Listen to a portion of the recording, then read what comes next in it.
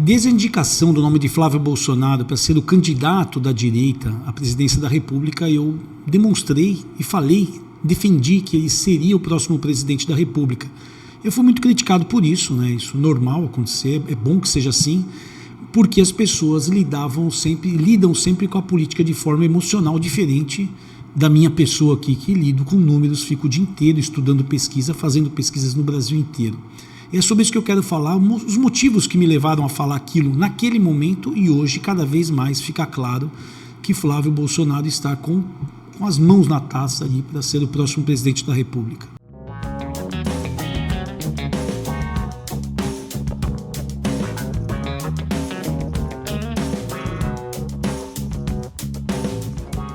Olá, eu sou Marcelo de Giuseppe, cientista social e político e sócio aqui do Instituto IBESP. Em pleno fim de semana trabalhando, eu não sou da escala 6x1, eu sou 7x0, amanhã domingo trabalharei de novo.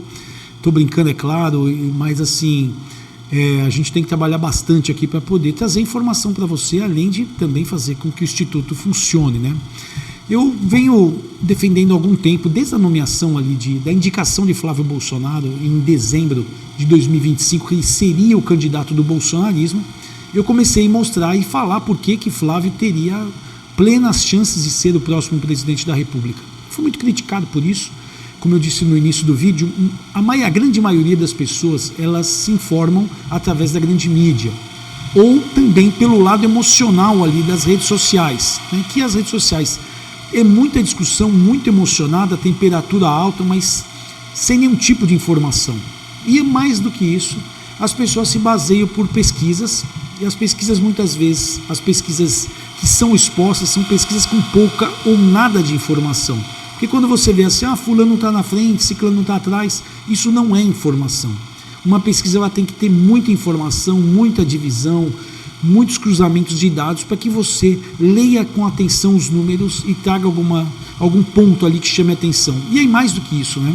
A grande maioria dos brasileiros são formados em outras funções que não a especialização em leitura de pesquisas de opinião.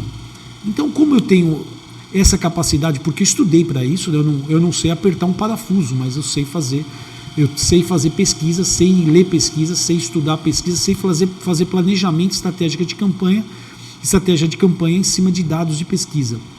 Em cima disso, a minha leitura estava totalmente dissonante da grande maioria.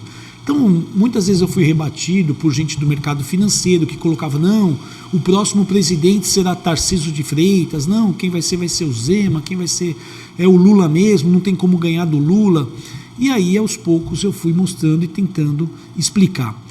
Por que não seria um candidato fora do bolsonarismo? Porque o bolsonarismo, que representa de 15% a 20% do eleitorado, em algum momento se sentiria traído por não ter a escolha de Jair Bolsonaro, do seu candidato, o candidato ter sido imposto por um sistema que não fosse ali Jair Bolsonaro, que na cabeça das pessoas deveria ser o candidato, que é um candidato que é um político injustiçado. Então, na cabeça do bolsonarismo, o candidato que estava sendo colocado pelo sistema não teria voto em algum momento. Muita gente poderia se abster, poderia não querer votar mesmo, sentir que foi traído, e com certeza isso ajudaria Lula, que tem ali uma base e tem um governo. Tá? Então, por que ali eu já tirei esse grupo de fora?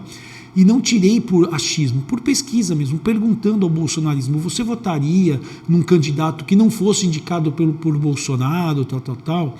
E as pessoas, elas, não, se é contra o Lula eu voto, mas aí quando você aprofundava um pouco mais, fala assim, olha, mas será que, e se Bolsonaro falar, não, eu não queria esse candidato, eu queria outro candidato, será que você não se sentiria atraído?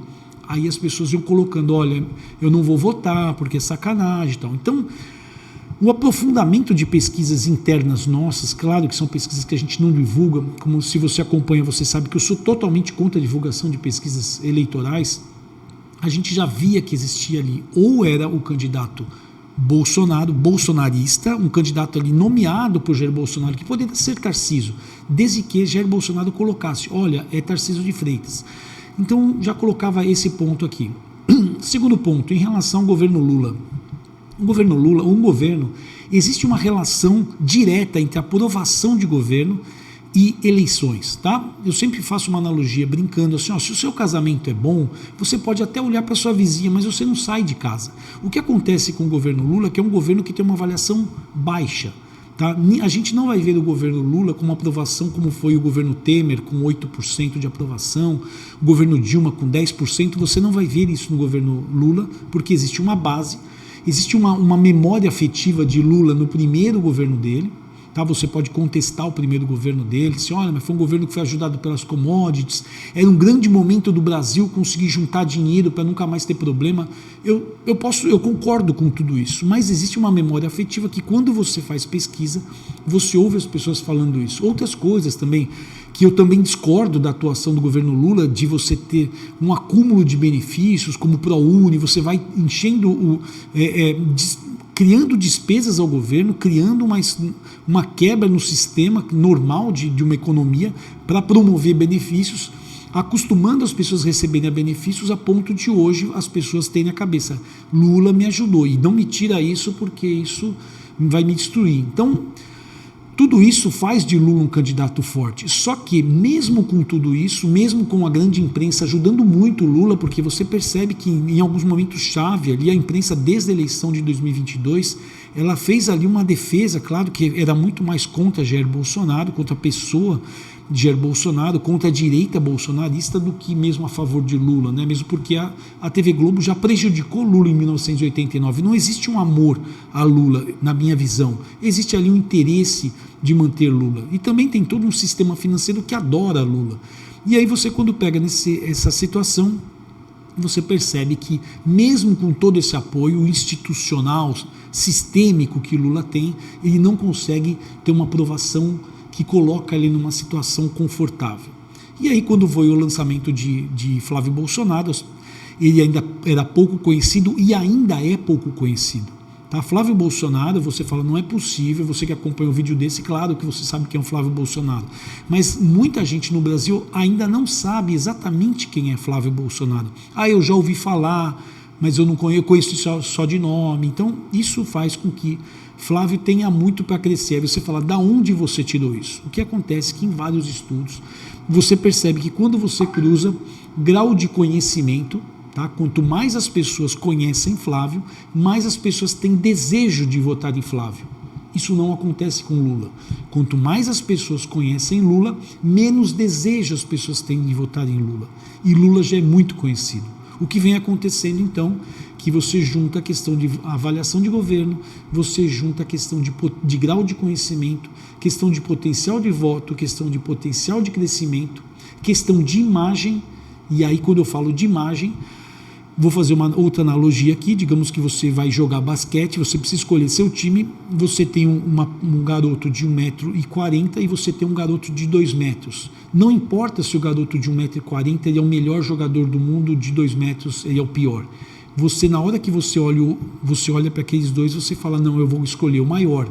Então hoje, o que o brasileiro quer, como na mentalidade brasileira, e por isso que eu quero que você entenda a profundidade que tem que ser feita uma pesquisa, quando as pessoas pensam em presidente da República, o modelo de pessoa que eles querem seria o modelo de Flávio Bolsonaro e não de Lula.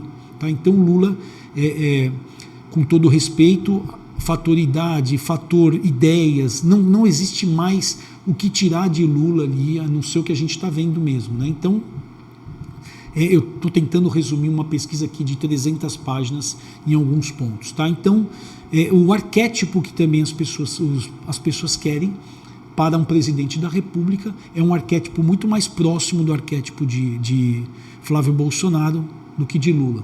E Flávio Bolsonaro ele vem colocando algumas coisas e no discurso dele que você percebe que isso vem agradando muita gente. Por exemplo, Flávio falou que é uma coisa que eu concordo muito. O Estado brasileiro ele cresceu tanto que ele não tem mais capacidade de cuidar do brasileiro. Aí você que é mais liberal, que está me vendo, fala assim, mas não é possível, o Estado não tem que cuidar das pessoas. Tá? O Estado ele tem sim que cuidar das pessoas, principalmente num país tão desigual como o nosso. Você não pode ter ali uma pessoa que pagou a vida inteira a sua aposentadoria e quando ele chega na velhice, ele tem de benefícios uma preferência na fila do supermercado, que seria uma obrigação nossa, mais novos, deixar o idoso passar na frente, uma preferência de sentar num banco do ônibus, o que seria óbvio, a gente, por educação, deixar o idoso sentar, e não tem nenhum... O que o idoso tem? O idoso hoje tem uma situação muito ruim de vida, e aí quem é que vai cuidar desse idoso se o próprio filho dele não consegue emprego no Brasil, que está perdendo suas indústrias para o Paraguai, porque o Paraguai simplesmente fez o que tem que ser feito, e o Estado brasileiro, pelo contrário, ele cresceu demais, criando um monte de despesa, dizendo que vai cuidar do brasileiro, e hoje não cuida mais. Então, o Flávio está falando sobre isso. O Brasil perdeu a condição e a capacidade de cuidar financeiramente, de cuidar dos brasileiros. Por isso, ele tem que existir um novo projeto e que ele vai cuidar dos brasileiros. Então, o Flávio começa a colocar dentro do seu discurso, e me parece que é uma forma que não é nada estudado, mas sim é real ali, percebendo sim, quando você começa a andar pelo Brasil e conversar com as pessoas. E eu acho que isso a esquerda perdeu, a esquerda não anda mais entre o povo, a esquerda, o Lula não é mais um candidato do povo, desde que ele virou presidente a primeira vez, ele deixou de ser presidente do povo, quando ele começou a conversar com a camada mais alta, e aí você começa a ouvir de pessoas que o Brasil está bem. O Brasil não está bem. Uma pesquisa que nós fizemos, onde a gente repetiu a pergunta que faz o IBGE, perguntando se no seu domicílio tem alguém desempregado, acima de 14 anos, desempregado e procurando emprego, enquanto o IBGE diz que 5%, 5,6% está sim, 32% dos domicílios falam que sim, tem gente ali desempregada. Aí você fala, poxa, mas não é possível, porque esses números não batem? Eu não quero entrar em conflito com o IBGE, porém, o Brasil real é um Brasil que está pedindo socorro, enquanto o Brasil de Brasília é um país que está tudo ótimo. E aí, quando você tem um candidato que entende mais o Brasil do povo, o povo presta atenção nele. Então, deixando claro porque desde lá do começo, e porque hoje eu continuo afirmando que Flávio Bolsonaro será o próximo presidente da República, a não ser que aconteça alguma coisa, tá? Mas coisas acontecem, né, no Brasil, e que acontecem e que parece que também ninguém presta atenção nisso. Mas só explicando porque os motivos, eu evito falar em rádio e TV já faz um bom tempo, mesmo porque muitos deles não gostam de ouvir quando você tem uma opinião embasada em números. Eles preferem umas reações emocionais, porque reação emocional dá like. E aqui eu não procuro like, eu procuro tentar informar as pessoas, tá bom? Um grande abraço e até semana que vem.